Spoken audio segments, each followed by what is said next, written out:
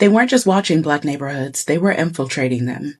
From 1967 to 1973, the FBI ran a secret operation called the Ghetto Informant Program. Thousands of Black people were paid to spy on their own communities. No charges, no warrants, just fear, and a federal agency determined to treat Black survival like a threat.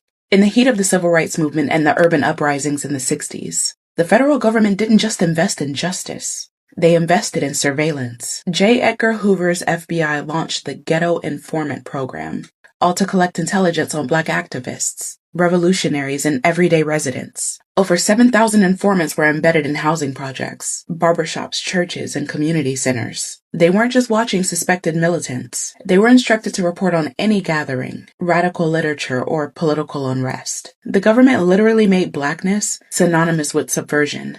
And the informants, they were often poor themselves, pressured into trading information for cash, protection, or reduced sentences. The Ghetto Informant Program was sold as a way to prevent riots, but its real mission was to undermine Black power.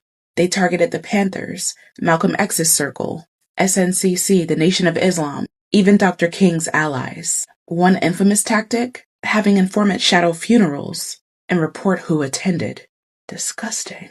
Because to the FBI, mourning the dead could signal a political threat. Churches were tapped, schools were monitored, and confidential informants were told to befriend organizers, only to betray them.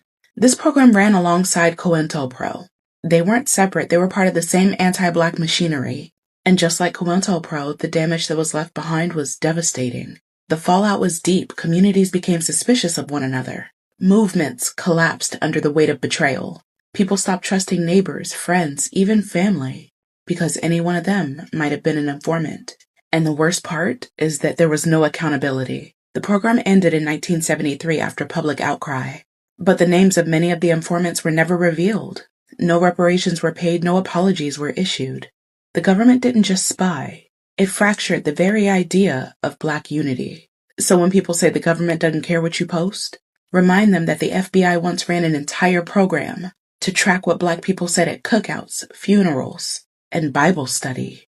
Because to them, survival was suspicious, and solidarity, that was the real threat.